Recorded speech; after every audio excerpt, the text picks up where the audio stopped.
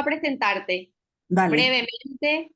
Les cuento a todas que Clelia es especialista en justicia fiscal de la Tindad, es máster en economía por la Escuela de Economía de Londres, apasionada por la sostenibilidad y la inclusión social. Su carrera ha vinculado la investigación desde la academia y la sociedad civil, así como el diseño compartido, la evaluación y la movilización de políticas públicas desde entidades del gobiernos locales y nacionales y la sociedad civil. Ella es una orgullosa de ser ecuatoriana y latinoamericana. Muy bienvenida, Clelia. Hoy vamos a tener el placer de escucharla. El tema de, como a todos les llegó, estimo que a todas y a todos les llegó el correo. El tema de la sesión de esta tarde es el sistema tributario, específicamente el estado de la justicia fiscal, y ahí se me fue el power, el estado de la justicia fiscal. ¿Y Ah, cómo queda, ujú. Clelia? ¿Qué tal? Sí, no sé por qué cuando lo pausé se Pero bueno, el estado me fue un de la poco. justicia fiscal en América Latina.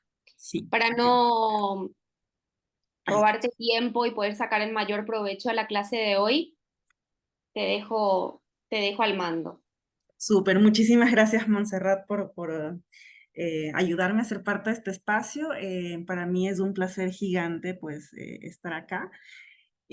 A mí me gustaría, yo sé que somos 21 personas, pero me gustaría tener una idea inicial de cómo empezamos la conversación y qué les resuena a ustedes cuando pensamos en sistema tributario. Entonces, invito, bueno, quizás es un poco complicado que abran el micrófono, pero les voy a dar, igual, si alguien se anima, está totalmente abierta la sala para conversarlo. Me gustaría que al menos unas 3 personas lo hagan. Y si no, pues a través del chat también pueden participar. Y la pregunta, o quiero como que me compartan 3 cosas, yo también les voy a compartir. La una, pues obviamente su nombre, yo soy Clelia.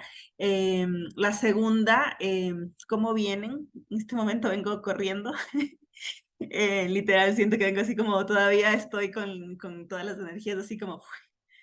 Y la tercera, una palabra cualquiera que se les venga a la mente cuando ven sobre esta lámina em, las palabras sistema tributario. Entonces, quisiera dedicarle unos 5 minutos a que si alguien se anima, lo comparta, como digo, en sala, o si no, a través del chat, igual ir comentando estas 3 cosas, ¿no? Su nombre, cómo vienen a la reunión, a la sesión y una palabra, lo que sea que se les venga a la mente cuando leen o piensan en sistema tributario. Mis respuestas, como les decía, Clelia, vengo corriendo y mi primera impresión cuando pienso en el sistema tributario es, creo que lejano. Esa es la palabra con la que yo todavía relaciono el sistema tributario. Vamos a ver si hay alguien aquí en el chat que ha comentado algo. Hola, Bueno, aquí hola. Sandra ha ¿Quién se comentado anima? Ahí impuestos. Roger, ya hay un valiente. Eh, Hola, gracias, Roger. Cuéntanos.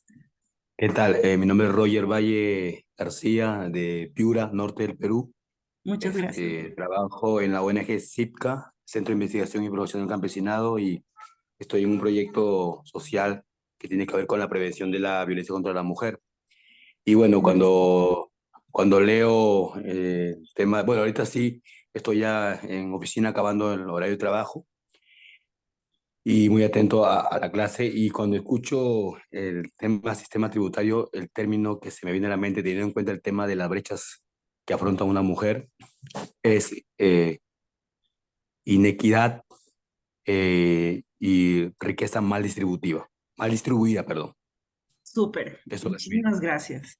Entonces, palabras que van saliendo, impuestos, inequidad, mala distribución, recaudo para gastos, aquí nos pone milagros, muchas gracias, obtención de ingresos, que es algo parecido, Jerkis. También Mónica nos dice que es algo injusto cuando piensa en un sistema tributario. Erika nos dice que son estímulos o incentivos que deberían encaminarse a redistribuir los ingresos. Muy bien. descolocado de la realidad. Híjole, eso está fuerte. ¿Qué otra cosa? Rosibel nos dice desde República Dominicana, ay, qué chévere, justicia tributaria. Ok. Gabriela habla de recaudación de impuestos y complejo de entender. Sí, sí, sí, sí, desigual también nos dice. Gloria nos dice conjunto de normas que regulan los ingresos públicos o recaudación tributaria para afrontar los gastos públicos. Muy bien. O sea, tenemos una idea bastante cercana. Yo quería iniciar esta conversación con justo ese marco teórico inicial de qué aborda el sistema tributario y un poco más en general también las políticas fiscales, porque para darnos como contexto, hagamos de cuenta que hay un conjunto, digamos, del cuadrado que tengo en la pantalla, es el conjunto grande, que es como la política fiscal.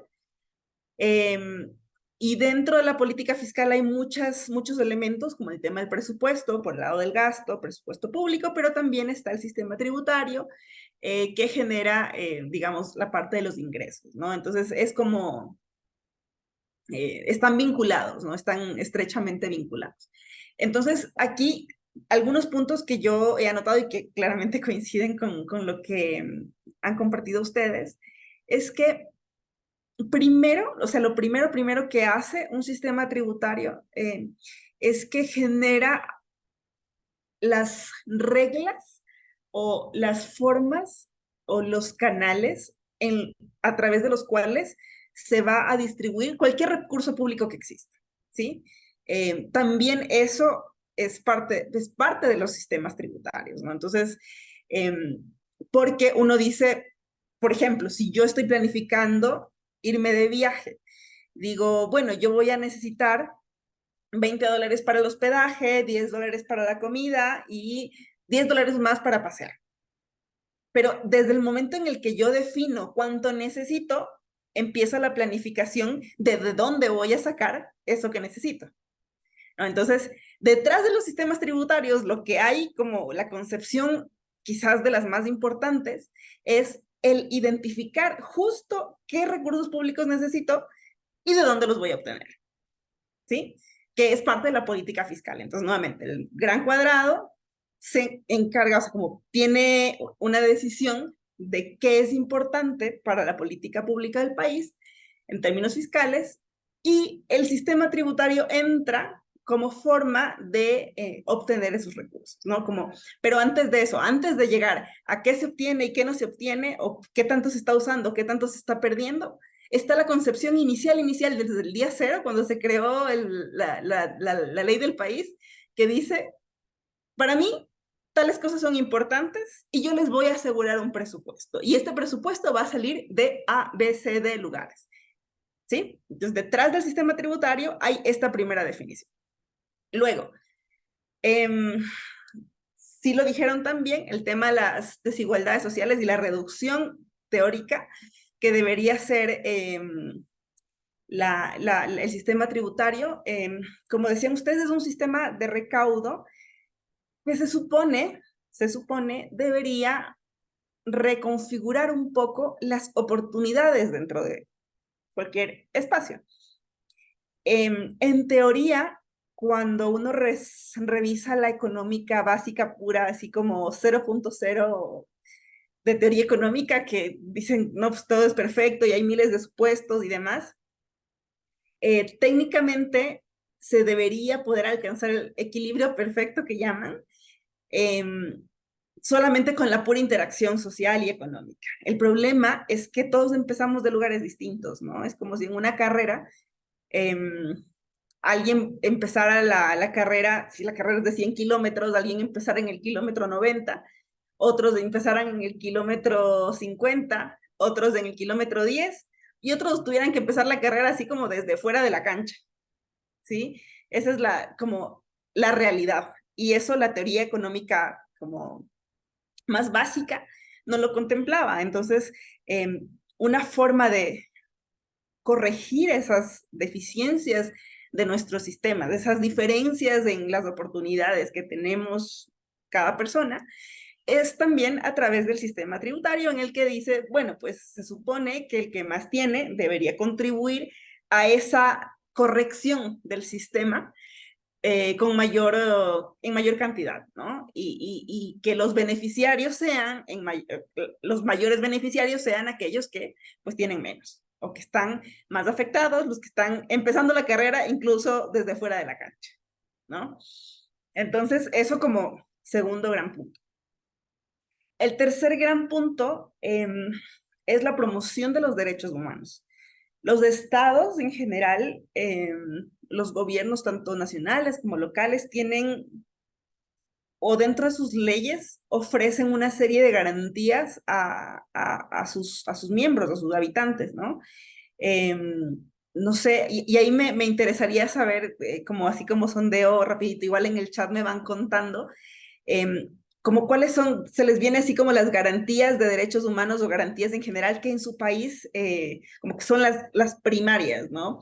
Por ejemplo, en la Constitución del Ecuador, y en eso creo que fue una de los pioneros, en la última que tenemos desde el 2008, si no me equivoco, lo que se puso como garantía primaria es el derecho, bueno, a la vida y a lo que llaman el bienestar, ¿sí? Hay otras palabras detrás de esa definición, pero el Estado se compromete con sus ciudadanos a garantizar su bienestar. Imagínense ese tipo de garantías, ¿no? Como, ¿en qué onda nos estamos metiendo aquí? Si uno ni dentro de su familia se puede hacer cargo del bienestar del resto, ¿no? Pero digamos que ese es el ideal, ¿no? Es a donde se quiere llegar. Y como les decía, si tienen menciones, porque aquí, ya dejen ver, de la recaída de recursos del Estado, sí, si tienen alguien, como así menciones de las garantías que sus países tienen para con sus ciudadanos, y las escriben en el chat, sería chévere como para irlo viendo también. Como les decía, en Ecuador, una garantía como bien difícil de cumplir es el estado de bienestar para sus ciudadanos. Y para garantizar cualquiera de esos derechos que la legislación o que el país promete a sus ciudadanos, pues necesita recursos, ¿no? Y para poder lograrlo, tiene que haber alguna fuente y claramente el sistema tributario es una de esas fuentes. A continuación, tenemos también que es una guía comportamental. Y esto es súper importante porque a veces nos centramos dentro del sistema tributario, de los impuestos, únicamente en la parte recaudatoria, únicamente en la parte que tiene que ver con recursos. Pero además, los estados tienen a la herramienta tributaria como una posibilidad de generar incentivos. Es como que si yo, como, no sé, madre de familia, si tuviera hijos, o cualquier miembro de la casa, pues digo, premio al que sí cumplió con sus tareas, o premio al que hace las cosas que este hogar está promoviendo, digamos, o que espera de sus miembros, y de alguna forma castigo, entre comillas, a los miembros que no son cuidadosos con esos principios del hogar o con los comportamientos que se espera de los miembros del hogar. Y asimismo los impuestos, pues por eso hay muchísimas cosas que tienen impuestos que son más allá de los impuestos tradicionales, como el impuesto a la renta, por ejemplo, o el impuesto no sé, tanto el impuesto a la renta personal o corporativo, o el impuesto al valor agregado. Ya vamos a conversar sobre eso, pero también ofrece una guía comportamental. Por eso hay ítems o servicios que son grabados con impuestos, porque dentro del país las políticas o la estrategia o el plan de largo plazo del país no contemplan estos productos como algo que se quiere promover, ¿no? O lo contrario, si se quiere promover que se generen ciertos productos, ciertos servicios, ciertas actividades económicas, pues posiblemente se les da algún tipo de incentivos para que, digamos, estas se reproduzcan, se mantengan, se expandan en el largo plazo.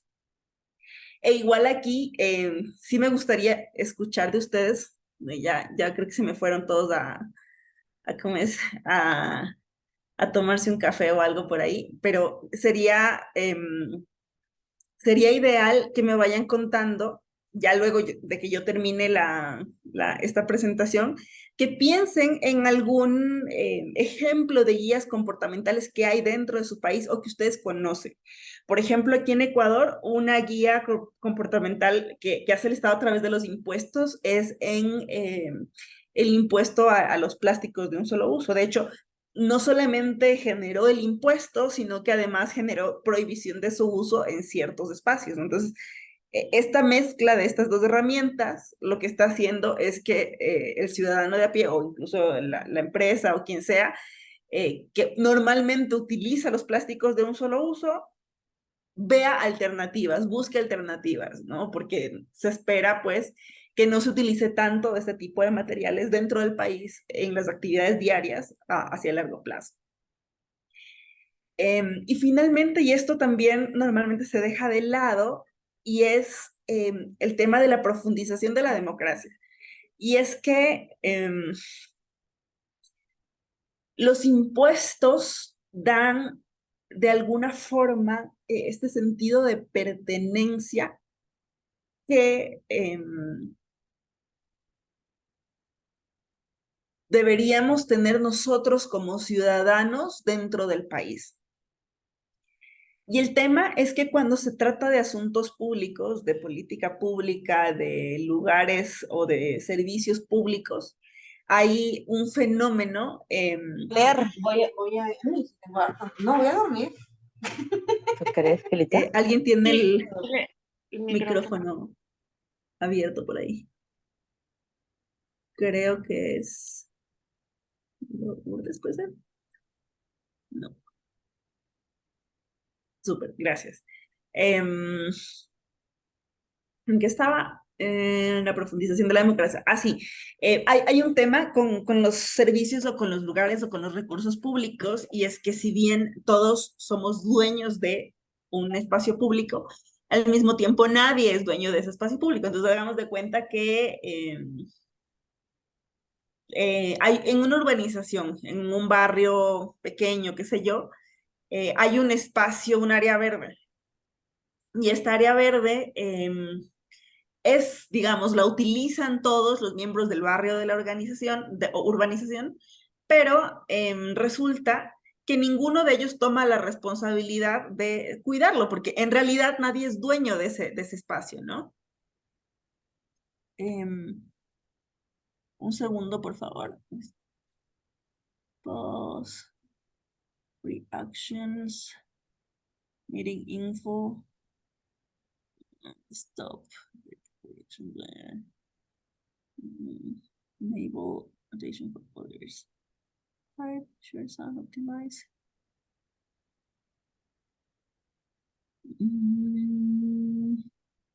Un segundo que necesito hacer en el cuadradito.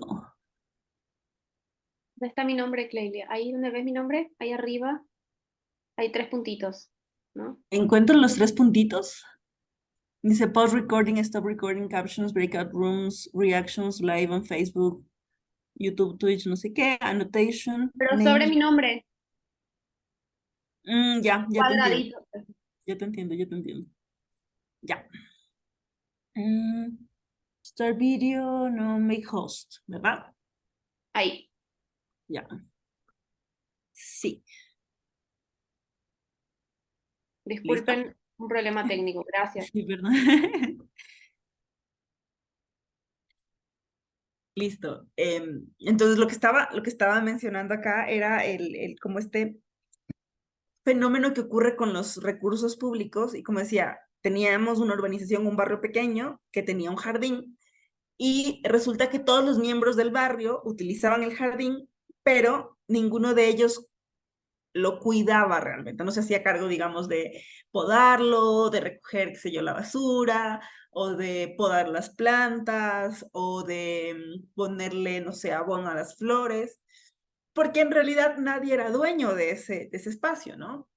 Lo cual es la figura que se necesita para que funcione a largo plazo el uso de este jardincito es que alguien se haga cargo de gestionarlo, ¿no? Entonces, diga a todos ustedes que son parte de este barrio y que están usando este jardín, contribuyan de alguna forma con su cuidado. Entonces, ese es el rol que el gobierno tiene también para que nosotros como ciudadanos nos hagamos o nos sintamos parte real del manejo de los recursos públicos, del manejo o del uso de los servicios públicos y demás, ¿no? Entonces, el sistema tributario hace esa conexión para que nosotros contribuyamos con la provisión de servicios y bienes públicos y que a la vez nos sintamos dueños, nos ayude a sentirnos, a ejercer la democracia, digamos, en nuestros países, por esa misma sensación de pertenencia que tendríamos con lo público, ¿sí? Entonces, hasta aquí quisiera hacer una pausita y empezar a escuchar reacciones. Uno, si tienen alguna pregunta sobre lo que he expuesto hasta este momento. Y dos, si tienen ejemplos, como les decía, de alguno de estos ítems, principalmente en qué tipo de ejemplos o qué tipo de impuestos o qué tipo de tasas o contribuciones creen ustedes que hay dentro de su país que guíen de alguna forma el comportamiento de sus ciudadanos. Me gustaría muchísimo saber un poco de eso. Igual, como siempre, el micrófono está abierto si alguien quiere participar, y si no, pues igual dentro del chat los voy leyendo. Bueno.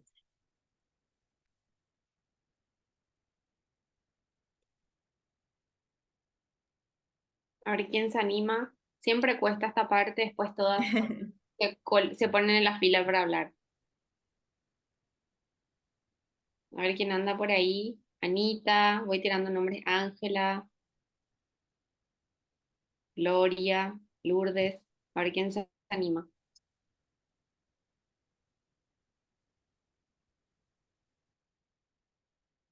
Parece que quedó todo claro. Lourdes parece que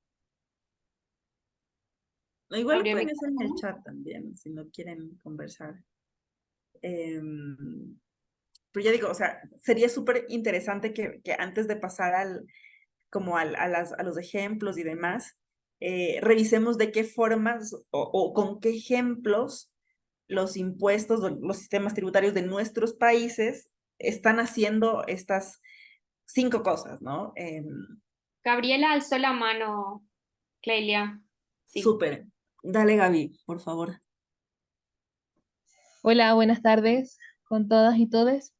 Em, bueno, yo estoy acá en Quito, en Ecuador, pero soy extranjera, soy chilena.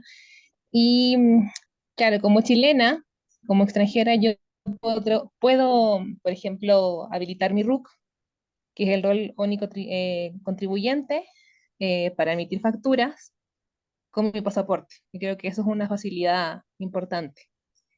Y lo otro es que acá hay un sistema que se llama RIMPE, en el que hay muchas personas, bueno, emprendedor y RIMPE creo que de negocio, y es un modelo que se creó hace muy poquito y creo, no sé, me da la impresión de que tendría que ver con este criterio de reducción de desigualdades sociales, porque yo como RIMPE no tengo que hacer declaraciones mensuales que antes hacía, independiente si facturaba o no, si emitía facturas. Eh, y sino que pago un monto anual, fijo, independiente de mi cantidad de ingresos, pero tiene que ser siempre menor a 30.000 o 20.000 dólares. Entonces, yo de alguna forma creo que eso estandariza un poco como este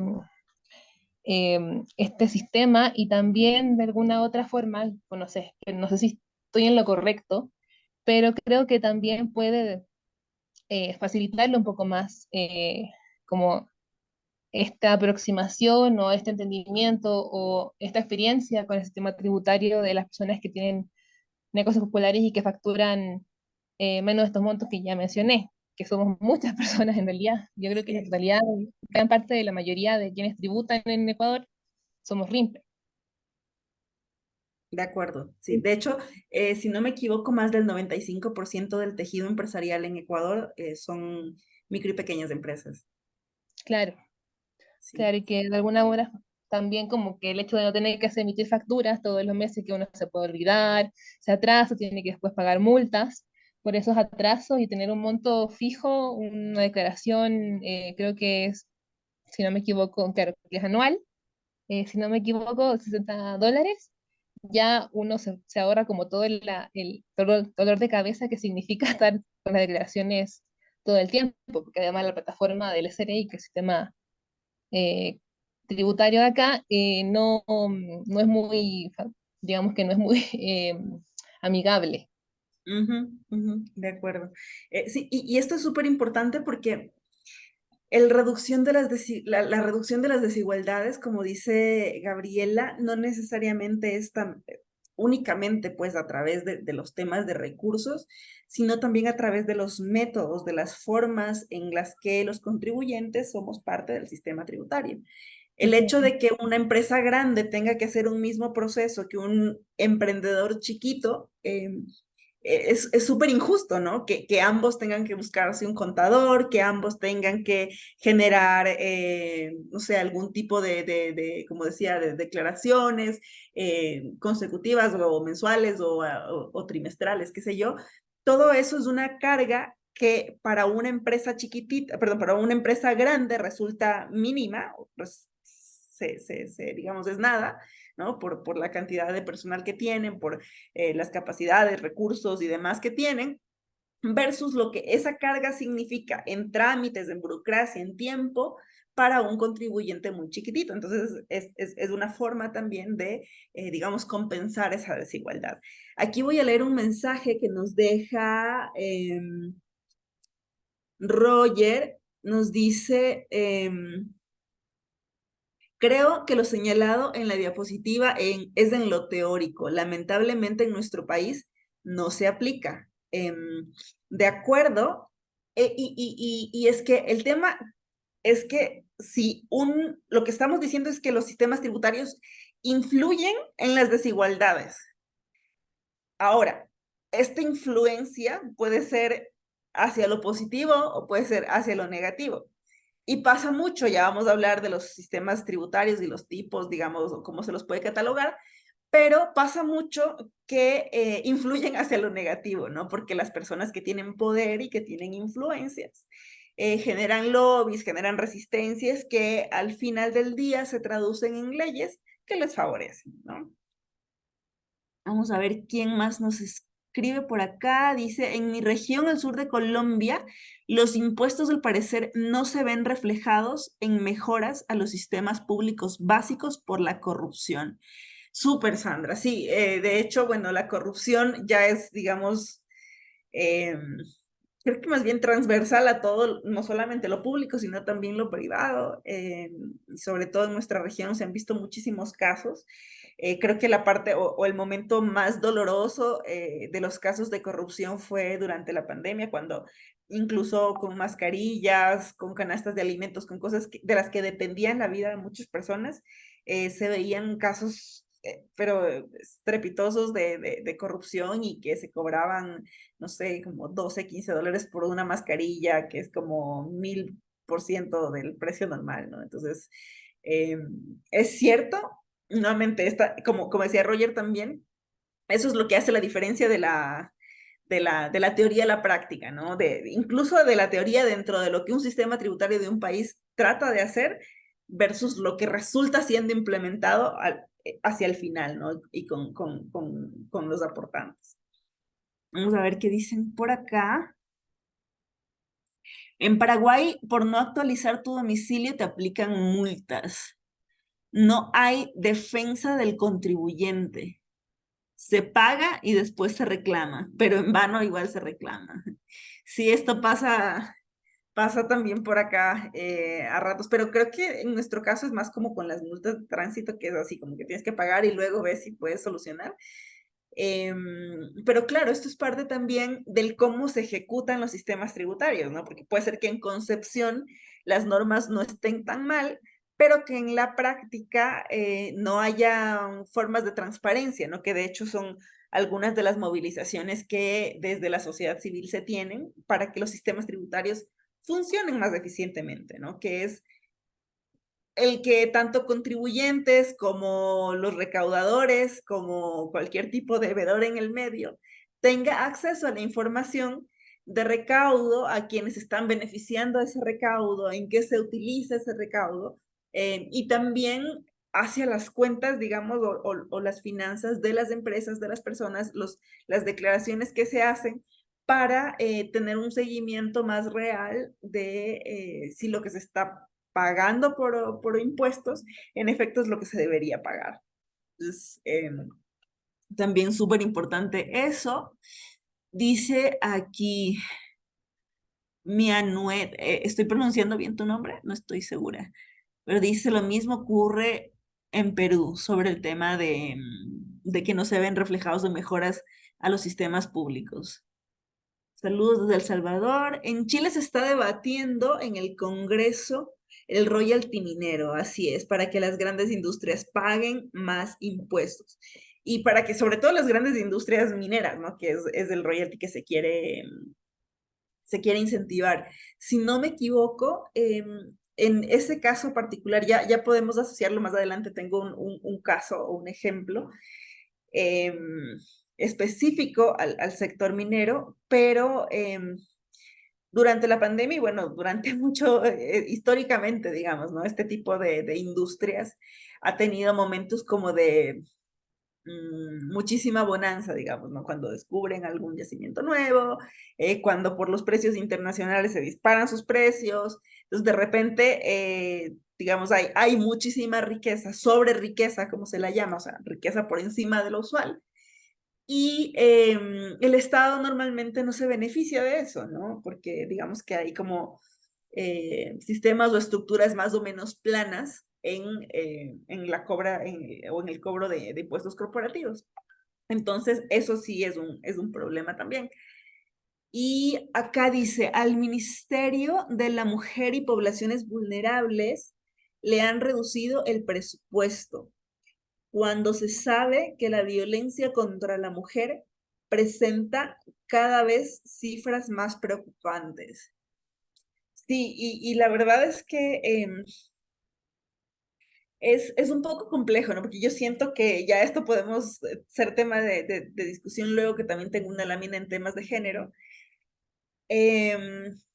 Pero siento que así como les decía, que para los sistemas fiscales o para los sistemas tributarios, lo más importante es la definición de atrás, la inicial, el día cero, de qué es importante y a qué le voy a asegurar su existencia. En el tema de las brechas de género, siento yo que uno de los problemas como más conceptuales o más iniciales, más básicos que se tienen, es que no entendemos que es una responsabilidad de todos, ¿no? Y se siente mucho el tema de, es un tema de ayuda, es que estoy siendo buenito, ¿no? Y por eso estoy contribuyendo con esto. No, es una deuda histórica que tenemos. Entonces, desde esa misma concepción es el problema.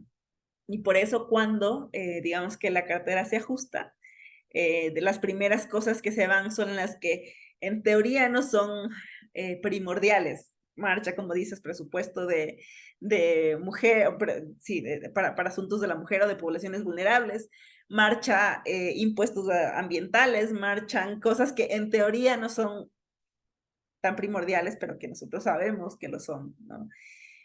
Veamos qué otra cosa tenemos por aquí. Gloria nos dice, en Perú también hay ciertos beneficios tributarios para las micro y pequeñas empresas, como el régimen simplificado en cuanto al impuesto general a las ventas, y las empresas grandes están en el régimen general.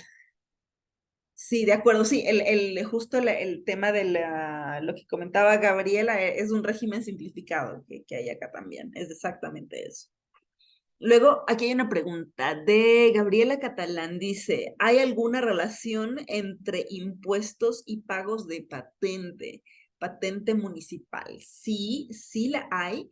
De hecho, esto creo que nos abre aquí un espacio para una conversación interesante, y es que cuando hablamos de sistemas tributarios, pues los países podrían ser muy creativos, ¿no? De cómo generan tributos, cómo generan ingresos.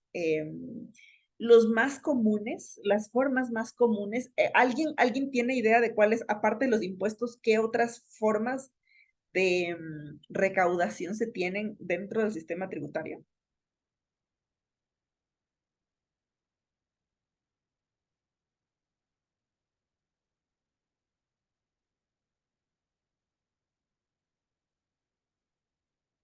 No, bueno, hay tres tipos principales de formas de recaudación. La primera y la más conocida pues son los impuestos, luego se tienen las tasas y finalmente las contribuciones. Perfecto. Gloria, ¿nos puedes contar un poquito?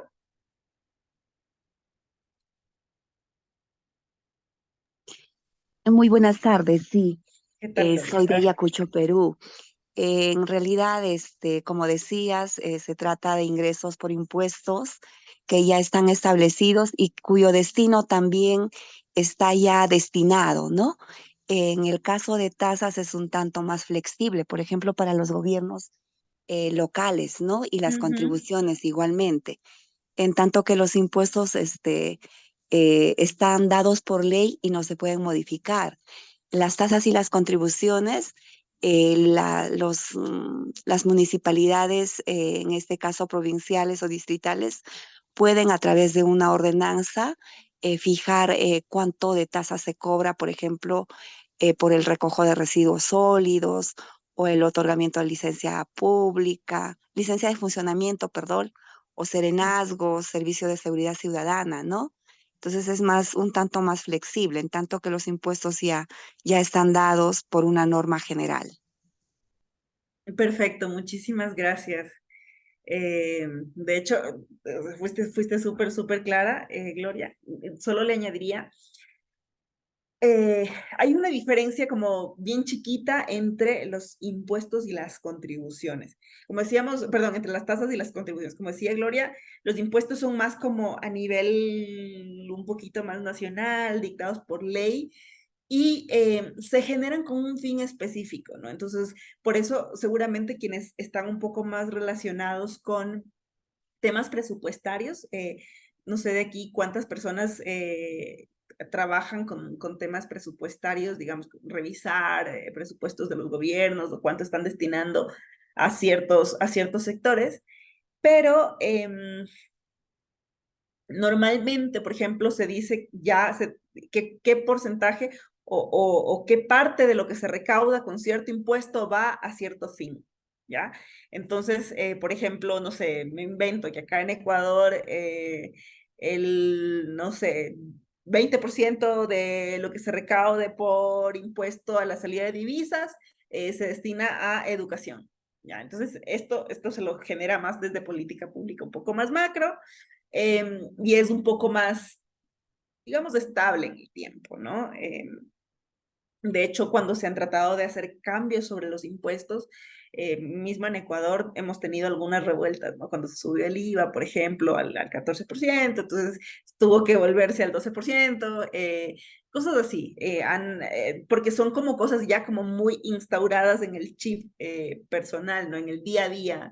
eh, es algo un poco más cercano, digamos, pero que también está instaurado y más como estructural dentro del espacio y del tiempo.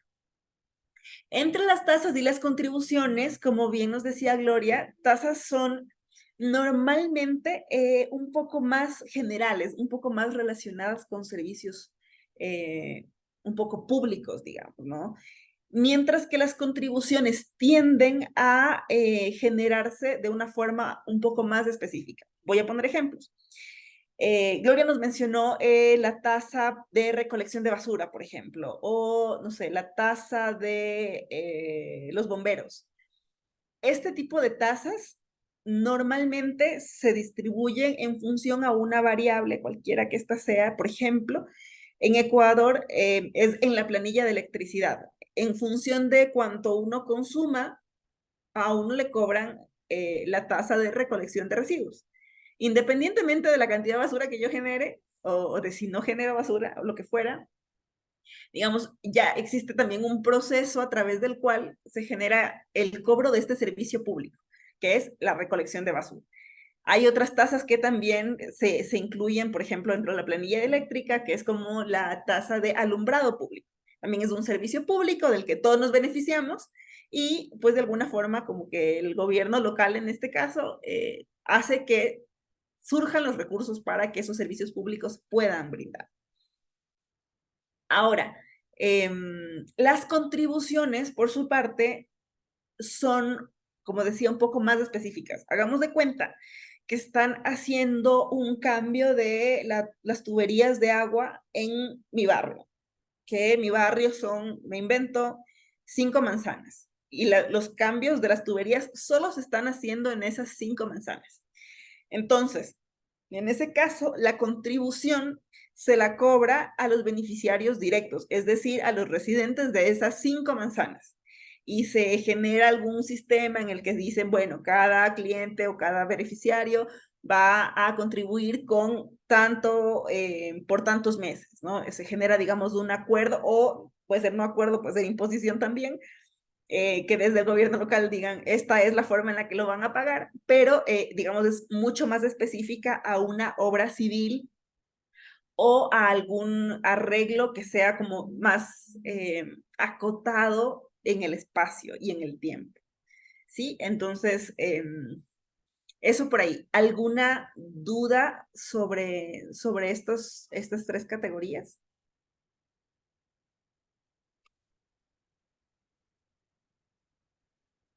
¿Sí, no? ¿Reacciones? ¿Seguimos vivos? A ver, creo que sí. ¿Quedó claro? Yo creo que sí.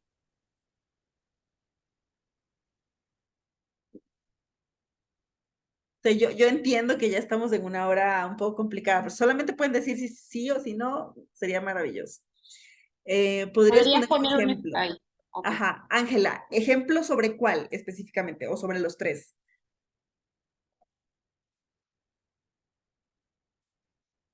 Sobre los 3. Muy bien. ¿Alguien que se aventure, además de Gloria, a contar un ejemplo? A ver si alguien más lo tiene por ahí. Súper. Gloria, ¿nos quieres contar un poco? Sí, Súper. uno de los ejemplos sería el impuesto predial, ¿no? Por tener una vivienda, nosotros pagamos el impuesto predial, pero por el recojo de residuos sólidos pagamos una tasa, por ejemplo, ¿no? Y la contribución es lo que tú decías, ¿no? Respecto a alguna obra benéfica para los vecinos y ellos tienen que contribuir también, ¿no? Y a veces en algunos gobiernos locales también hay tasas de contribución que sirven para seguir haciendo ciertas mejoras, ¿no? En cuanto a impuesto, como decíamos, que ya está reglamentado por una norma nacional y ya se tiene el destino también. En cambio, en el caso de tasas y contribuciones, son ingresos propios que el gobierno local puede utilizar para brindar un servicio más de calidad, ¿no? De todo lo que brinda. El mantenimiento de parques y jardines, por ejemplo, es una tasa, el recojo de residuos sólidos, entre otros, ¿no? Súper, muchísimas gracias, Gloria. Mira, quiero escribir acá, pero no sé si... Ay. A ver, ahí ya no están viendo mi forma de presentación, ¿verdad? ¿Pueden ver mi lámina en blanco? Sí. Buenísimo. Entonces voy a irlo anotando aquí como para que quizás eso ayude visualmente. Tasas, bueno, voy a empezar con los impuestos porque son los más conocidos. Impuestos, tasas y contribuciones. Entonces, los impuestos, como decíamos, las características que tienen son, uno, que son definidos por ley, lo que significa que son más difíciles de crear, de eliminar o de modificar, ¿sí? Porque necesitan todo un proceso de votación dentro de la Asamblea o el Parlamento, generación de los proyectos de ley, que se sustente, digamos, la razón y los efectos potenciales de ese cambio, etc. Entonces, como son mucho más, voy a ponerle estables, pero estables en el sentido de que son más difíciles de modificar, de cambiar, de aumentar o de eliminar, ¿ya? Esto como punto 1. Como punto 2, su destino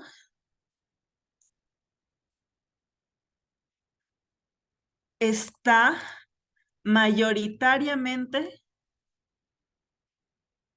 predefinido, ¿sí? Entonces, lo que se recauda, digamos, es, ya está seteado, ¿no? Aquí está chueco, mayoritariamente. Ajá, entonces lo que sea que se recaude, no importa si es bastante, si es poquito, digamos que proporcionalmente la torta ya está dividida desde antes. Dicen, bueno, Juanito se va a llevar tanto, yo me llevo la mitad, tú te llevas un cuarto, y así los pedazos están repartidos desde su creación. Entonces, no importa lo que se recaude con eso, su destino está mayoritariamente predefinido, ¿sí? Esa es como otra característica de un impuesto. Y su definición también tiende a ser un poco más a larga escala, aunque, por ejemplo, los impuestos prediales, dependiendo de la legislación del país, pueden ser también definidos por los gobiernos locales, ¿no? Entonces, vamos a poner ejemplos acá. Está el impuesto a la renta, o puede estar el IVA, el impuesto al valor agregado, puede estar el impuesto predial. Exactamente. Entonces, estos son como ejemplos de impuestos. En el caso de las tasas,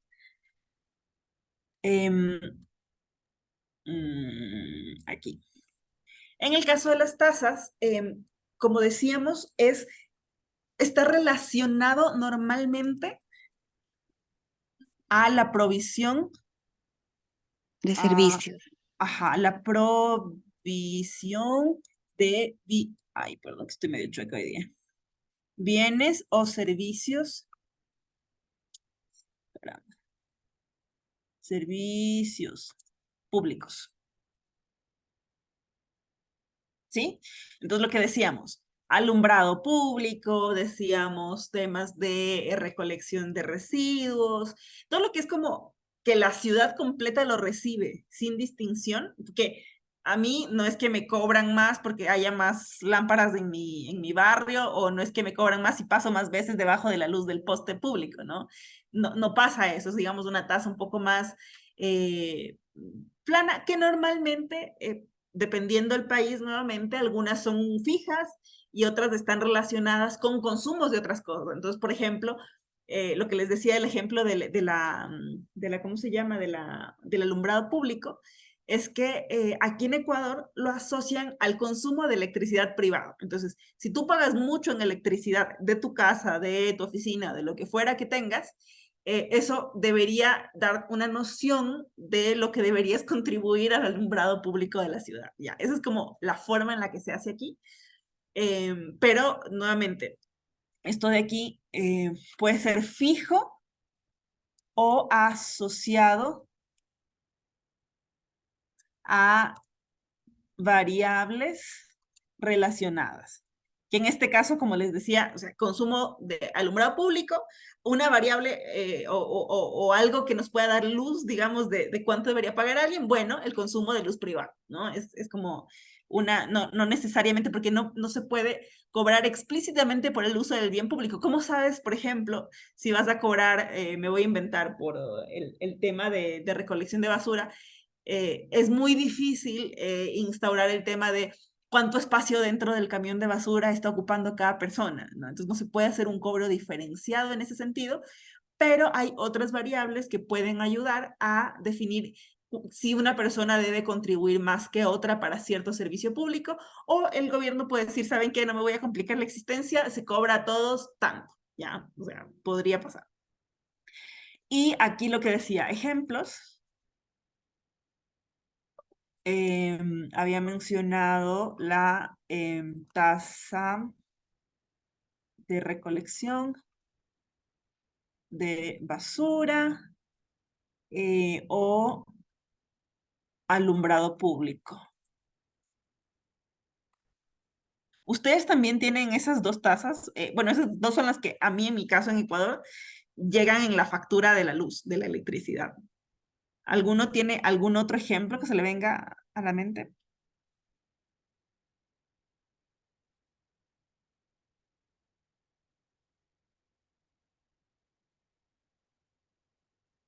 Bueno, y en este caso, las contribuciones, como habíamos dicho hace rato, son más específicas en su fin.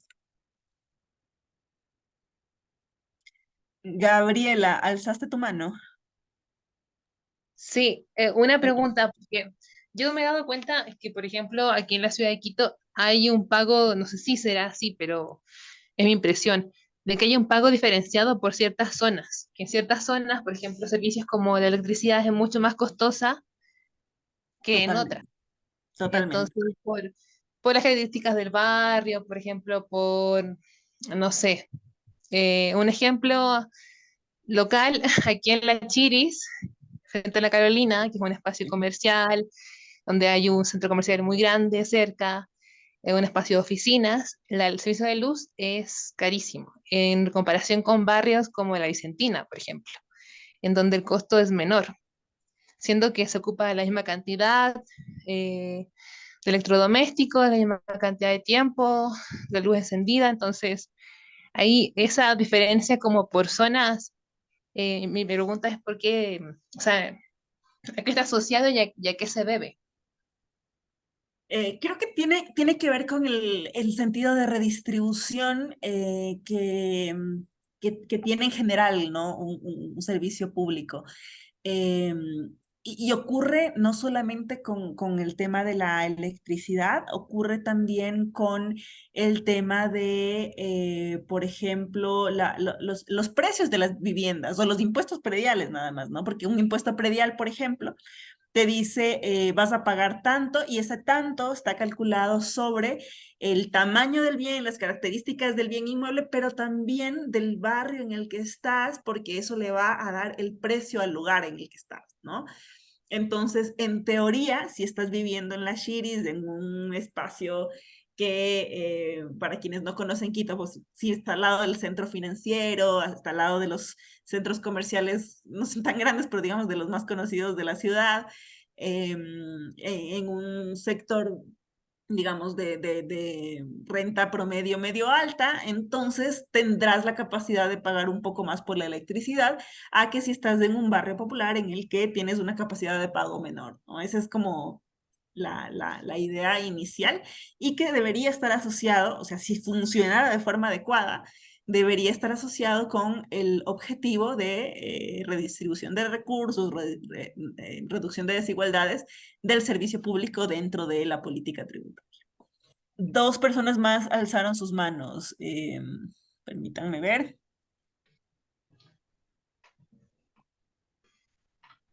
Gloria, cuéntanos.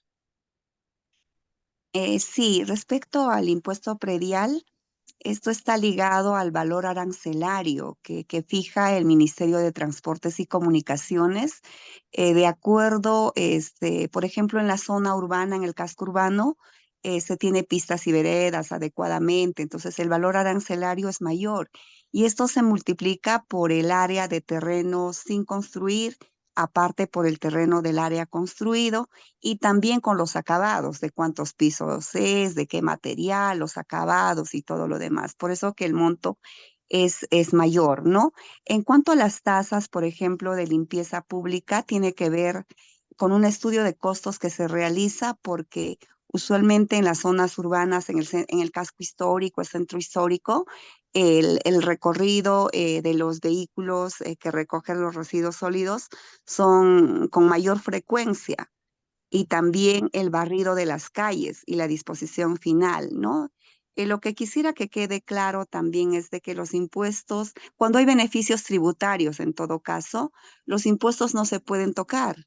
porque está de acuerdo a ley, en tanto que las tasas y las contribuciones están fijadas solamente por el Consejo Municipal, el alcalde y los regidores. Y si hay beneficios tributarios, se podrían reducir al 50%, ¿no? De tal manera que todos paguen. Hay ciertos beneficios tributarios en cuanto a tasas y a contribuciones. En cuanto a impuestos, sí, no, no se toca. Es todo lo que quería aclarar. Gracias. Gracias, Gloria. Muchísimas gracias a ti. Sí, bueno, en resumen, aquí he anotado pues las tres cosas, como decía Gloria. Los impuestos son los más conocidos, pero también como los más fijos, los más establecidos, los que necesitan de un proceso un poco más burocrático y más nacional para poderse de alguna forma revisar. Las tasas y contribuciones tienden a ser un poco más locales y lo que diferencia las tasas de las contribuciones es que en la tasa yo no puedo normalmente identificar quiénes se benefician o si alguien se beneficia más o menos que otras personas de un servicio público, ¿no? Lo asocio a otras variables, como decíamos hace rato, que pueden ser como el consumo de electricidad de la casa, puede ser el barrio en el que estés, puede ser eh, la frecuencia, como decía también Gloria, de la recolección en ciertas zonas. Eh, Hay formas de aproximarlo, pero la tasa no te permite identificar como fulano, sultano y mengano caminó por estos postes de luz. O sea, podría pasar eventualmente ahora que ya damos nuestra información de todos los lugares donde estamos y a dónde vamos y cuánto tiempo permanecemos ahí. Pero digamos que en general o desde una forma un poco más simplista, las tasas no necesariamente pueden identificar quién usa el servicio o el bien con más frecuencia o quién se beneficia más, ¿no? Entonces, por eso hay que aproximarlo normalmente o dejarlo como asociado a algún valor específico. Y luego las contribuciones, en cambio, sí nos permiten identificar quiénes se benefician, porque, como decía, en una obra pública de un barrio, pues los habitantes del barrio son los que se benefician. Entonces es más fácil como distribuir la contribución entre estos beneficiarios. Por eso se llama contribución, porque ellos se benefician y entonces son los que contribuyen. Las tasas son un poco más generales, ¿no? Eso por ahora. ¿Alguna otra pregunta? ¿Quedó claro? Déjame ver. Ángela.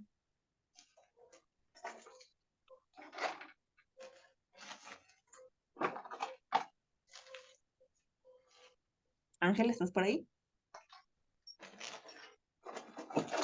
Sí. Si estás por ahí, o sí quedó un poco más claro.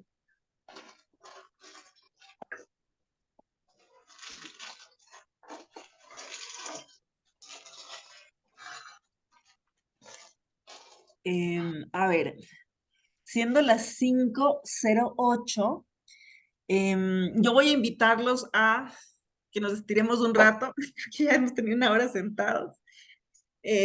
A mí me ayuda mucho como utilizar la misma silla, así, hacerme un poquito. Si necesitan tomar agua, también este es el momento de buscarla. Va a darnos unos 3 minutos así de espacio. A las 5:11 empezamos nuevamente la sesión.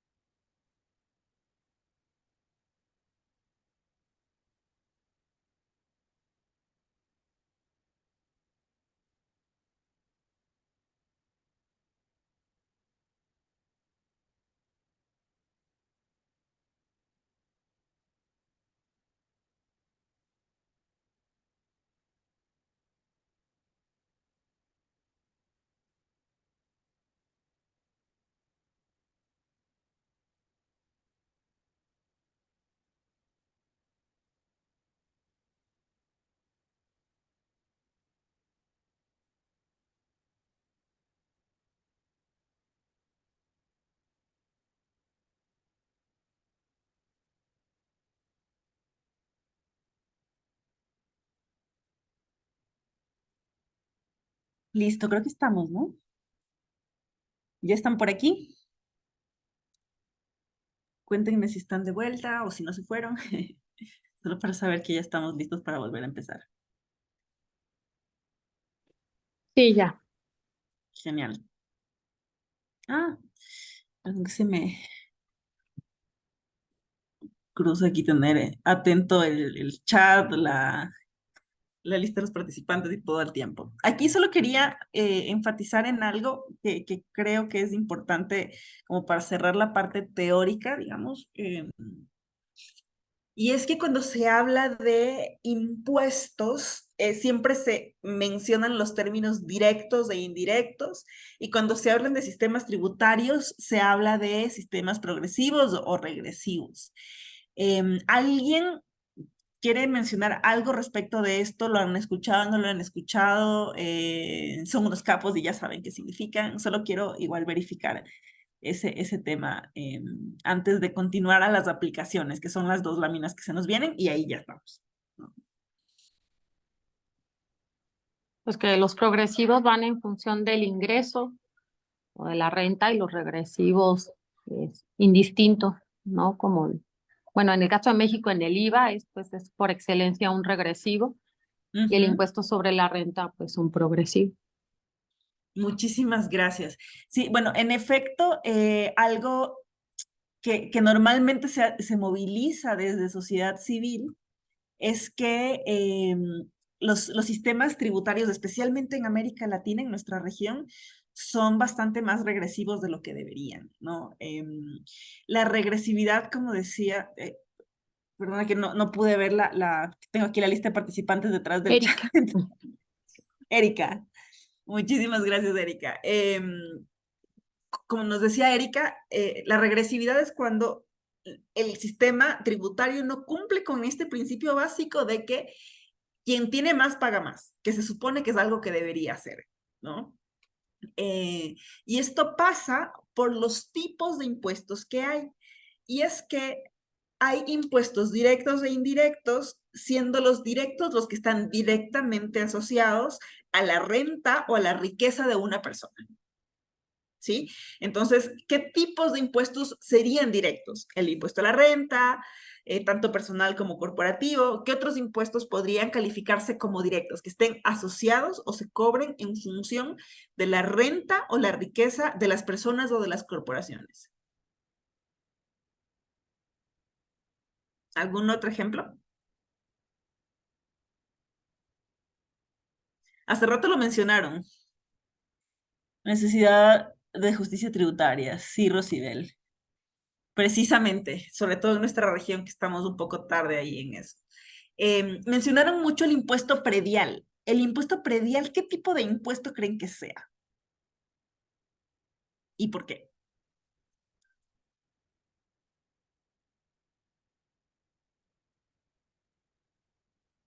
Tananana, tana, tana, tananana, tana, tana.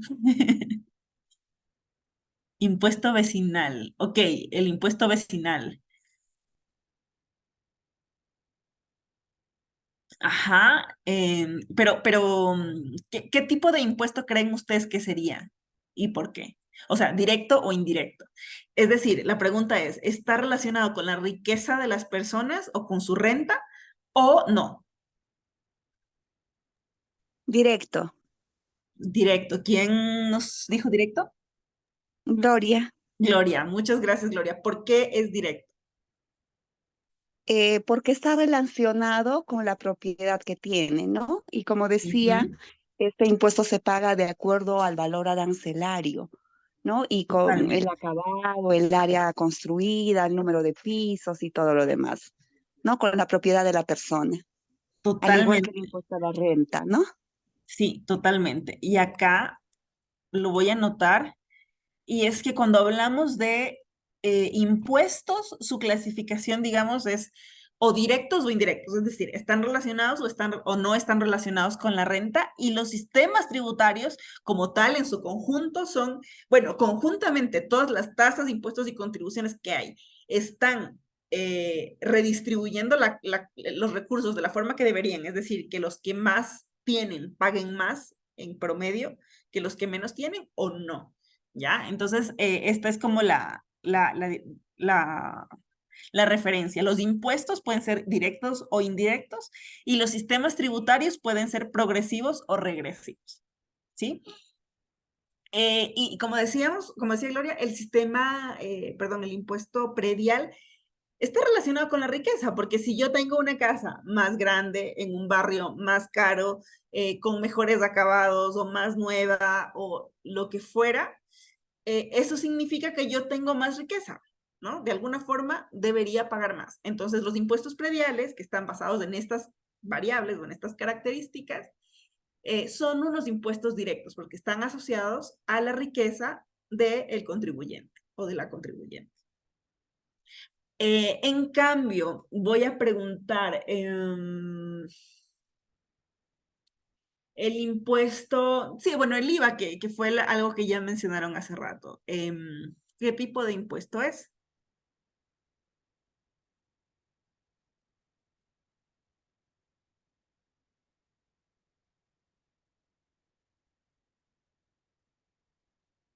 Indirecto, ajá. Nuevamente, los impuestos no son progresivos o regresivos, Erika. Los impuestos son directos o indirectos. Y en conjunto, los impuestos directos o indirectos hacen que los sistemas tributarios sean progresivos o regresivos. Y acordémonos de esta figurita que había en esta lámina de acá. ¿Se acuerdan? El cuadrado es del sistema tributario y un elemento de ese sistema tributario son los impuestos, ¿no? Que es la bolita, digamos, que está dentro. Entonces, cuando hablamos de los impuestos, son directos o indirectos, y cuando hablamos de los sistemas tributarios, son progresivos o regresivos. Y nuevamente, aquí la diferenciación entre impuestos para que sean directos o indirectos es la pregunta es si están relacionados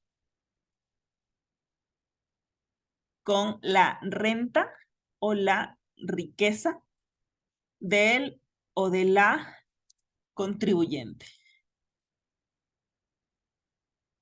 Sí, esa es la pregunta. O sea, si están relacionados, son directos. Si no, son indirectos. Ahora, en los sistemas progresivos versus regresivos, aquí la pregunta es si el que más tiene, o vamos a poner los que más tienen, pagan más. Pagan relativamente más, es decir, una proporción más alta de su renta.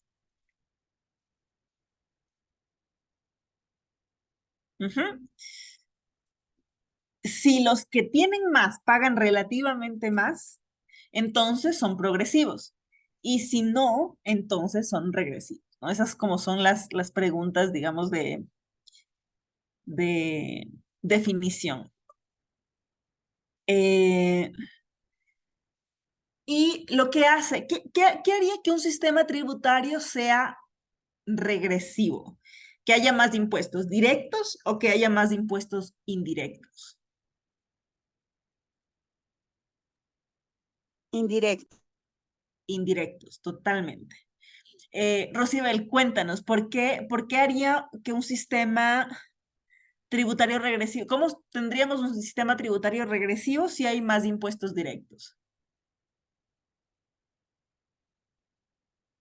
Bueno, en principio, si los que tienen más pagan más directamente, sería realmente un sistema progresivo, pero cuando estás cobrándole, por ejemplo, el impuesto sobre ventas a todo mundo por igual, inclusive a la gente más pobre, entonces yo lo veo como un sistema regresivo, ¿no?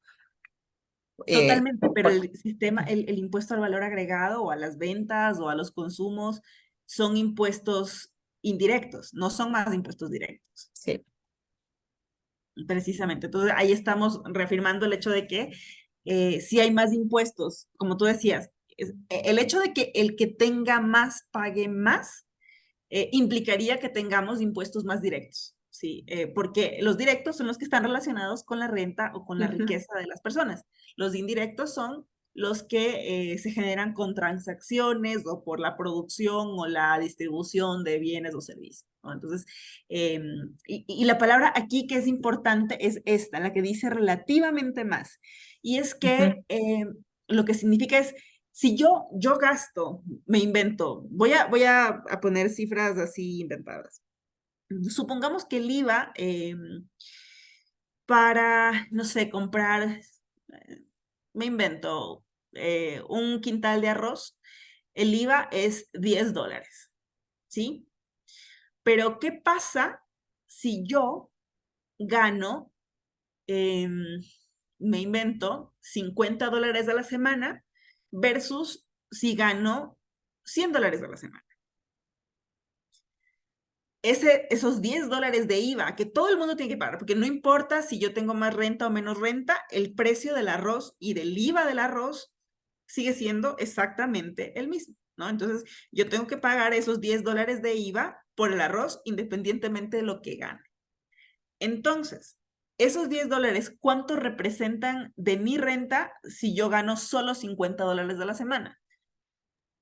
10 de 50 es 1/5, es del 20%, ¿no? Entonces, significaría que el IVA para mí, que gano menos, representa 20% de toda la renta que yo hago a la semana. O sea, una carga mayor. Imagínate que eres una pequeña empresaria que tiene un pequeño comedor o versus alguien que tiene un restaurante 3 o 4 estrellas. Totalmente, totalmente. Y en cambio, si gano $100 a la semana, ese IVA solo representa 10% de mi renta, $10 de los 100. Entonces, relativamente, en este caso, quien gana menos pagaría más, pagaría el doble que el que está ganando más, ¿no? Entonces, eso es lo que hace un impuesto indirecto, como el IVA, o a las transacciones de cualquier tipo, ¿no? Cuando no está relacionado con la renta o la riqueza de los contribuyentes. Aquí hay una pregunta de Sandra, dice, para la progresividad es bueno que hayan más impuestos directos. Ay, no leo esto de aquí abajo. Impuestos directos. Alguien me dice que dice después, no puedo. Espérense, ya voy a agrandar esto. Bien diferenciados. Ajá. Es bueno que hayan impuestos directos bien diferenciados. ¿A qué te refieres con bien diferenciados? En teoría, en general, ¿es mejor que hayan más impuestos directos? Sí. ¿A qué te refieres con bien diferenciados?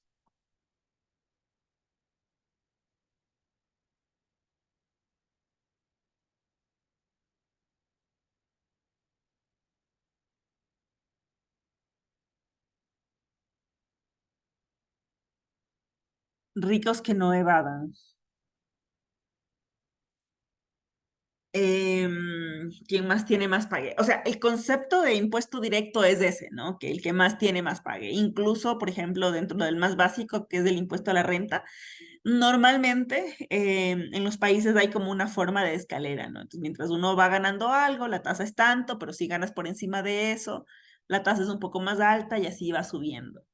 El tema de la evasión, sí, sí es un tema de, ya podemos mencionarlo más adelante, pero sí es un tema de concepción de cómo se generan o cómo se definen los tributos, pero la evasión también es un tema de implementación. Normalmente tiene que ver con las capacidades de acceso a información, de registros, de seguimiento de personal, de recursos de las administraciones tributarias. Porque normalmente las empresas pues, están, digamos, armadas con muchos más profesionales y más recursos para planificar, digamos, su tributación, mientras que la administración tributaria tiene menos recursos per cápita, o sea, por ciudadano, para revisar si en efecto las declaraciones y contribuciones que están haciendo son las que deberían hacer, ¿no? Entonces, eso por ahí. ¿Alguna otra pregunta antes de pasar a las dos aplicaciones que les tenía?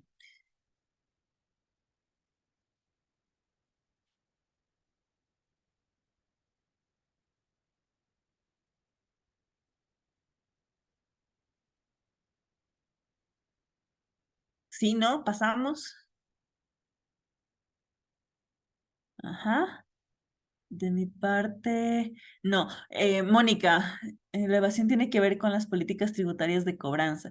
Y con las políticas tributarias y con la capacidad de las administraciones de cobrar, porque si yo no tengo pruebas de que me estás mintiendo como empresa y que estás ocultando dinero, no puedo cobrarte, ¿no? Y normalmente la consecución de esas pruebas necesita de gente trabajando para conseguirlas, necesita de información, de acceso a información, no solamente de las actividades dentro del país, sino también de las actividades de las empresas o de las personas fuera de los países, entre otras cosas, ¿no? Pero sí, está de digamos, la forma o la operación de los cobros, pero también está las capacidades de implementar lo que sea que esté en papel.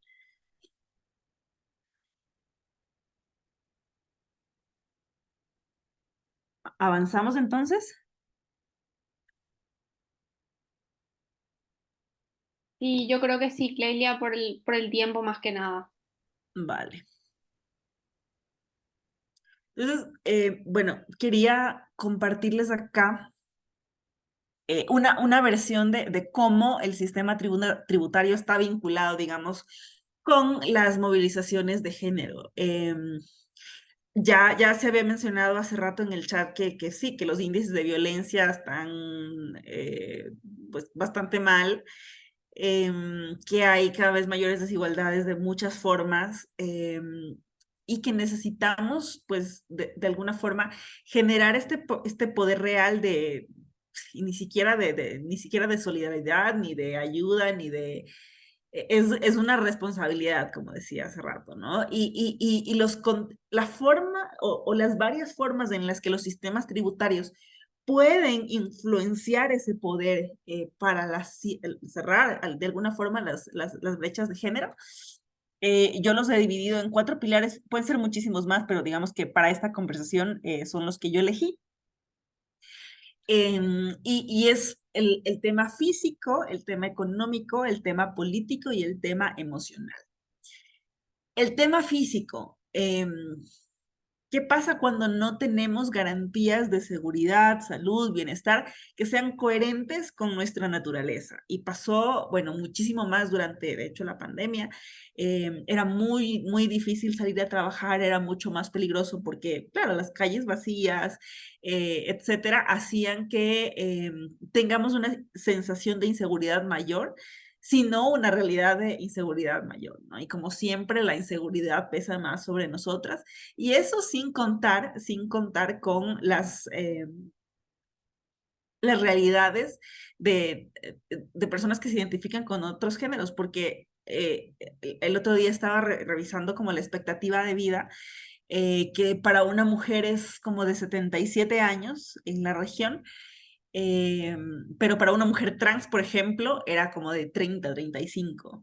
Entonces, eso significa que nosotros como país no estamos generando las garantías físicas coherentes con la naturaleza de cada persona. Y ahí, ¿cómo entra un sistema tributario? Pues un sistema tributario debería, uno, generar ingresos suficientes para poder garantizar esa seguridad, pero al mismo tiempo también debería generar incentivos para que el resto de actores de la sociedad, dígase empresas, dígase los mismos vecindarios, hagan o generen condiciones que sean más coherentes con nuestra naturaleza, ¿no?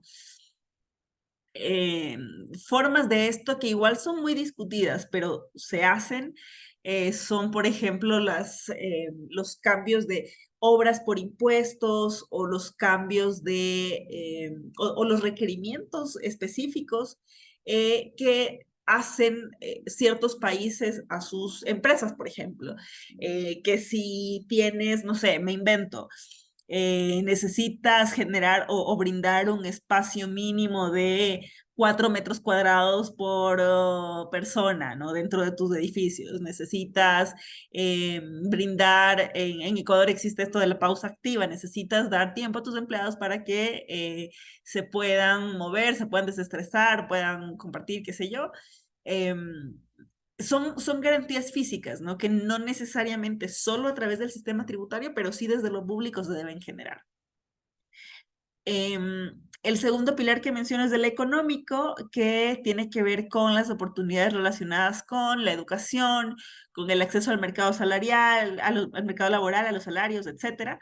Y aquí hay algo súper interesante y seguramente ustedes tienen más conocimiento de esto que yo, pero se ha mencionado mucho sobre los logros del mundo, digamos, en términos de educación de la mujer. Entonces, ahora incluso las niñas y las adolescentes son las que más acceden en términos de números a los sistemas educativos primario y secundario. No obstante, hay algo sobre lo que no se hace seguimiento, sobre lo que no se está trabajando, y es que normalmente, incluso si nosotras llegamos a culminar una carrera universitaria, el después de es el problema. Es decir, en el ejercer hay muchas más trabas para nuestro ejercer laboral. Tenemos el techo que tiene que ver con la maternidad, que en el momento que uno para por la maternidad, muy probablemente se queda estancada en esa situación, salvo raras excepciones, o si no es que en algunos países incluso no hay garantías para no despedir a las mujeres embarazadas, y esto puede pasar. En Ecuador sí hay ese tipo de garantías. Pero nuevamente no hay, y algo también súper importante es que dentro de las carreras que nosotras como mujeres elegimos, normalmente estas están asociadas a temas de cuidado, a temas de administración, a temas sociales, pero primariamente a temas de cuidado, salud, enfermería, etcétera, ¿no? Y lo que es curioso de esto es que los salarios promedio de estas profesiones en nuestro lado del mundo, en nuestra región, son los peores pagados, ¿no? Entonces, sí, puede ser que en términos de preparación y demás, nosotras estamos ya muchísimo más avanzadas, pero en términos de retribución de esa preparación y de retribución de nuestro trabajo, todavía hay muchísimo por hacer. ¿Y cómo entra el sistema tributario aquí? Pues, nuevamente, el sistema tributario tiene la posibilidad de guiar, como decíamos hace rato, el comportamiento de sus habitantes, ¿no? Entonces, si yo quiero promocionar que se valore más el cuidado, que se valore más la educación, que se valore más los servicios de salud, pues yo desde el inicio como gobierno debo pagar más por esos servicios, ¿no? Y debo también incentivar a que desde los sectores privados se haga así. Entonces, allí también entra eso, perdón, voy a ver, aquí dice, como madre cabeza de familia, siempre he sentido que los impuestos directos e indirectos son injustos. Yo termino pagando igual que una familia biparental o incluso más. Y sabes que no solo eso, porque aquí hemos estado hablando de mayoritariamente impuestos, pero los sistemas tributarios también incluyen los beneficios, exoneraciones, etcétera. Y lo tenía reservado para la siguiente lámina, pero ya que lo mencionas, en España, de hecho, hasta no hace mucho, no sé si en todas las regiones de España, pero vi una noticia que los beneficios que recibían las familias con hijos solo se habilitaban cuando la familia era biparental. Es decir, una familia monoparental, por no ser una familia tradicional, no accedía a los beneficios de una familia con hijos biparental. Entonces, esto es como tan incoherente como o sea, lo más obvio que una familia monoparental es la que más ayuda va a necesitar, ¿no? Entonces, estas cosas todavía influyen dentro de, digamos, del acceso a los beneficios o a las políticas sociales que se generan en los países, ¿no? Y desde los conceptos, nuevamente.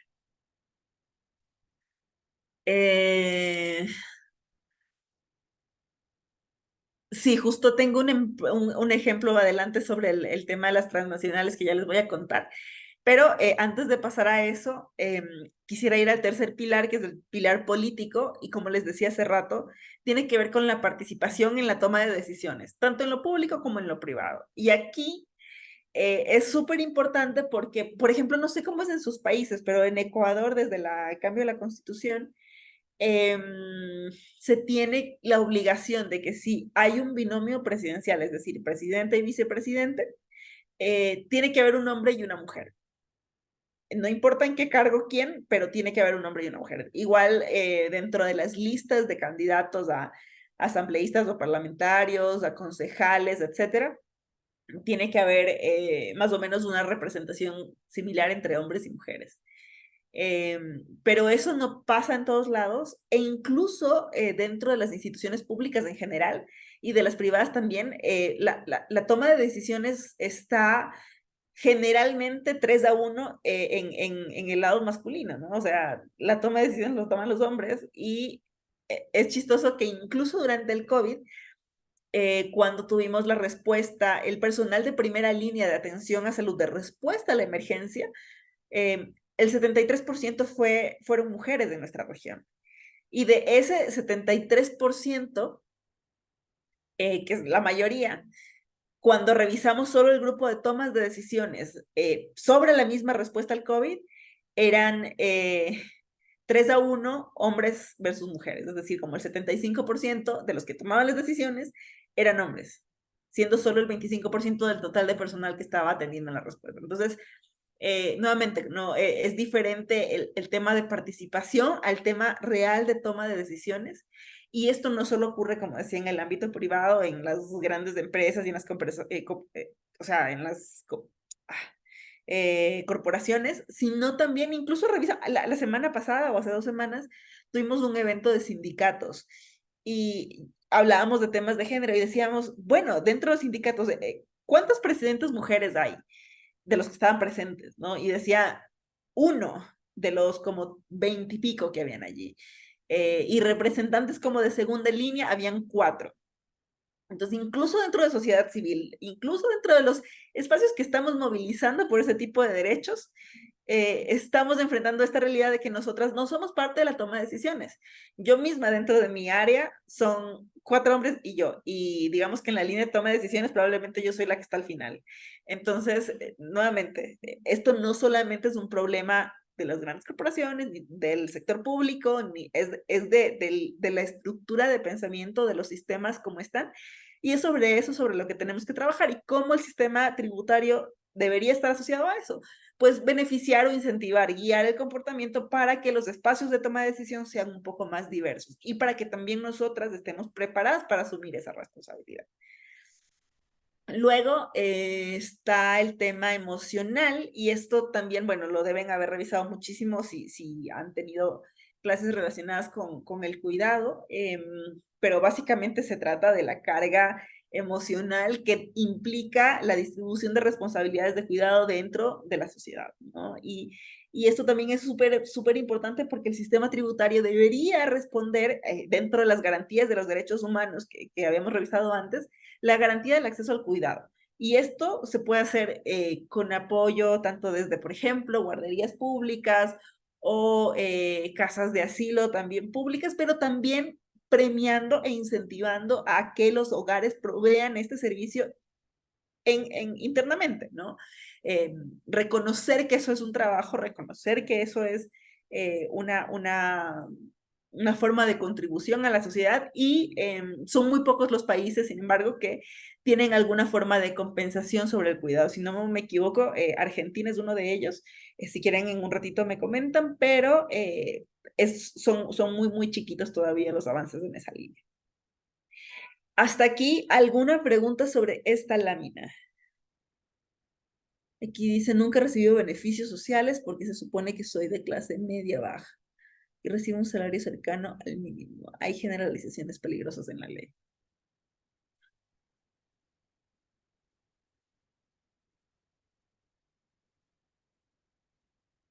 ¿Alguien algún comentario?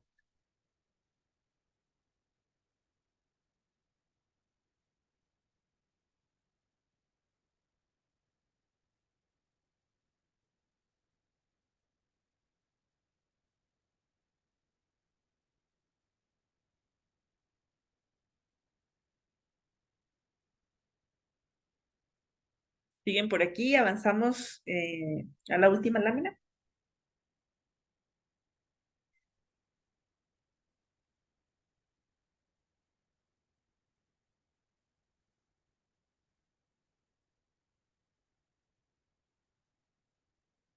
Súper, gracias, Joana. Gracias, Gabriela. Muy bien, entonces, igual si tienen cualquier pregunta, como siempre, la podemos dejar en el chat, ¿no? A ver, aquí otro ejemplo de las implicaciones de los sistemas tributarios. Este ejemplo relaciona la influencia en temas de definiciones ambientales y también en el bienestar general de los pueblos. Esto fue un estudio que realizamos con Christian Aid y con la Coalición por la Transparencia Financiera. Esto se publicó en diciembre del año pasado y el estudio se denominaba Custodios Forestales, pero en realidad, ¿de qué se trataba? De revisar la tributación dentro de la cadena de la bauxita en la Amazonía brasilera. ¿Ustedes conocen qué es la bauxita? No. La bauxita es un insumo, es un mineral que sirve para la producción de alúmina, que a su vez sirve para la producción de aluminio. ¿Sí? Entonces, como la materia prima inicial de esa cadena de producción. Y la bauxita, uno de los mayores productores de bauxita es la Amazonía brasilera, lo cual es bastante incoherente, dado que si es la Amazonía y se la quiere preservar, no debería fomentarse la extracción de minerales y minería en general dentro de ese territorio, ¿no? Pero bueno, ahí no se queda el asunto. El asunto sigue a que dentro de ese territorio, es decir, de la región de la Amazonía, en Brasil, tienen un beneficio, una exención del impuesto a la renta corporativo de, oigan esto, hasta 85% del impuesto a la renta corporativa, solo por la pura existencia y operación de la empresa dentro de ese territorio. Esto significa que si su impuesto a la renta iba a ser, me invento, $1.000.000, 850,000 se les elimina, así por obra y gracia de las exenciones, y solo tienen que pagar 150,000. ¿Sí? Esto es una locura, nuevamente, considerando que dentro de los objetivos de desarrollo sostenible, dentro de lo que sabemos que necesitamos hacer para asegurar la sostenibilidad de la vida, deberíamos estar haciendo todo lo contrario, porque recordando los cinco, digamos, formas en las que influyen los impuestos en la vida de sus países, una de ellas es la de la guía comportamental. Entonces, la guía comportamental nos dice que yo debería, como gobierno, incentivar las cosas que quiero promover en el largo plazo y desincentivarlas que no quiero. Y en este caso, lo que está haciendo un beneficio de un 85% de reducción del impuesto a la renta corporativo en la Amazonía brasilera a las mineras es que estoy diciendo, vengan y operen. O sea, quiero que sigan haciendo esto, ¿no? Y en la bauxita, algo muy curioso es que este beneficio no solamente aplica a la empresa, digamos, extractora de la bauxita, sino que podría aplicar a los otros eslabones de la cadena, es decir, también al productor de alúmina y al productor de aluminio si están basadas en la misma región. Entonces, imagínense como esa, ¿cómo decirlo? Esa ilusión, ¿no? Esa ilusión óptica de que nos dan de que este negocio podría ser rentable. Claro que es rentable si le estás reduciendo un 85% de su impuesto en los tres eslabones de la cadena, o sea, no solamente en la extracción de la bauxita, sino también en la producción de la alúmina y en la producción del aluminio. No se diga más adelante y no se diga todo lo que pueden estar evadiendo, eludiendo, etcétera, ¿no? Entonces, por ley, estamos fomentando ya este desajuste inmenso. Otro tema que se vio allí es que cuando cuando el Estado daba las licencias para la operación dentro de estos territorios, nunca se hizo consultas con los pueblos y nacionalidades que estaban asentados en la región. Y luego de entregar las licencias, tampoco hubo ningún sistema de control de si lo que decían que iban a hacer lo estaban cumpliendo, de si estaban contaminando, que claramente estaban contaminando, de cómo estaban afectando a las poblaciones locales en términos de sus medios de vida, de la pesca, de la fauna, de la flora, etcétera. No se diga en términos de deforestación, o sea, una vez dada la licencia, el gobierno se olvidaba, vaya, produzca y haga lo que quiera. Y los, digamos, el peso de esta de esta actividad la terminaban pagando los custodios forestales, los nativos de la región, que pues no tenían acceso a agua limpia, se estaban enfermando más, no tenían acceso a pescado, no tenían incluso medios de transporte, que muchos se transportaban por medio de los ríos y algunos se estaban secando. Entonces, todo ese efecto así como estaba recayendo sobre la comunidad y ellos nunca fueron consultados sobre el proceso de otorgamiento ni de control de las licencias. Entonces, como ahí también, digamos, era un llamado a que no solamente, o sea, punto uno, el sistema tributario estaba, digamos, generando o promoviendo que estas actividades se den. Punto dos, no solamente que se den, sino que no había ningún tipo de seguimiento ni con las comunidades, ni desde el mismo gobierno local. Es totalmente desconectadas, digamos, las realidades, la realidad productiva de las reglas de juego y de la vida de los locales, ¿no? Y algo que también es súper importante dentro de esta conversación es que quizás el problema es que el concepto mismo de desarrollo ha invisibilizado el tema de bienestar de los pueblos y comunidades. O sea, como el resumen de éxito de lo que fuera es cuánto produces, cuánto haces, cuánta plata se está moviendo. Y eso pasa no solamente a nivel de los países o de los pueblos, sino desde mismo las familias, ¿no? Y finalmente aquí, algo más quería comentarles. Sobre los clientes. Hay un concepto que no sé si están familiarizados, pero se denomina responsabilidad extendida del productor. Y muchos sistemas tributarios europeos, sobre todo, lo están incorporando dentro de sus sistemas. Y es que básicamente si tú produces algo, tienes que hacerte cargo de que que tus proveedores lo están haciendo de una forma adecuada, que te están dando materiales que son limpios, digamos, en su proceso, que tú mismo te estás haciendo cargo de la basura que generas en tus procesos productivos, pero también la basura que generas con tus productos de consumo, en su distribución, en su comercialización, etcétera. Entonces, esta idea de responsabilidad extendida también debería aplicar aquí a la implementación de los sistemas tributarios dentro de sobre todo el impuesto corporativo.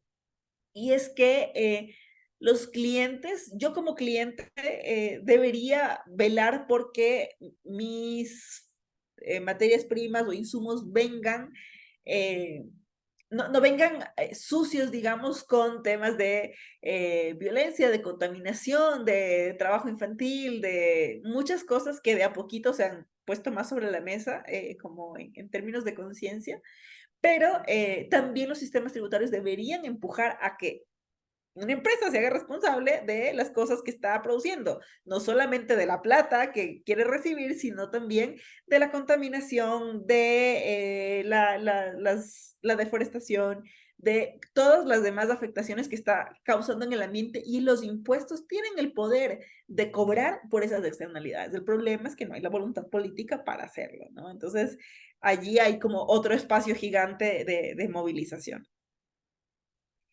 Déjeme ver un segundo. ¿Qué hora tenemos? Ahí está, 5:50. Yo creo que lo vamos a dejar allí por ahora. Más bien, como cuéntenme si tienen algún otro comentario, alguna otra observación sobre la exposición, si tienen alguna otra duda. Mientras se animan a participar, quisiera cerrar con estas 3 ideas que están acá, y es el tema de que los sistemas tributarios necesitan integrarse, no solamente en términos de información, como decíamos hace rato. Si no hay transparencia, si no hay acceso a registros, si yo como autoridad tributaria no puedo verificar cuánto es lo que tú deberías estarme pagando a mí, es imposible que haya justicia dentro del sistema tributario, ¿no? Entonces, la información es imprescindible, la transparencia es imprescindible, y mucha gente todavía está abogando en contra de esto porque, pues, obviamente, ¿no? Temas de poder y de ocultar las cosas, pero necesitamos que no solamente esté disponible, sino que también esté desagregada, que sea accesible, ¿no? En general. Y bueno, deberían, digamos, diseñarse en forma coordinada y ser integrales en general, ¿no? es decir, que deberían considerar todos los aristas o todas las cosas, todas las implicaciones que tienen, no solamente en términos de recursos financieros, sino en general, ¿no? En todos los impactos que hay dentro del bienestar de los habitantes. Aquí un pequeño detalle, yo creo que me confundí, pensé que tenía hasta las 6, pensé que tenía todavía de largo 10 minutos para comentarios, pero me acaban de comentar que nos pasamos con 20 minutos, así que nada, yo les dejo aquí mis datos de contacto en el caso de que tengan alguna inquietud o que les gustaría conversar sobre algo en particular. Espero que haya sido una discusión fructífera y pues nada, mucha suerte con todos sus otros módulos. Muchas gracias, Clelia, por tus aportes, por tus precisiones, que siempre, bueno, fueron muy útiles a lo largo de toda esta conversación. Creo que participaron y fue de provecho para la mayoría, por lo menos. Estuvo muy activa comentando y compartiendo eh, sobre el tema. Así que, bueno, nada más que agradecerte el tiempo y la dedicación y la pasión por el tema, que se nota a leguas. Nada, un gusto estar acá y como digo, que nos volvamos a encontrar. Así sea, ojalá que sí. Bueno, hasta aquí llegamos. Nos encontramos el próximo jueves. Gracias. Hasta la próxima semana. Buena semana. Gracias, hasta luego.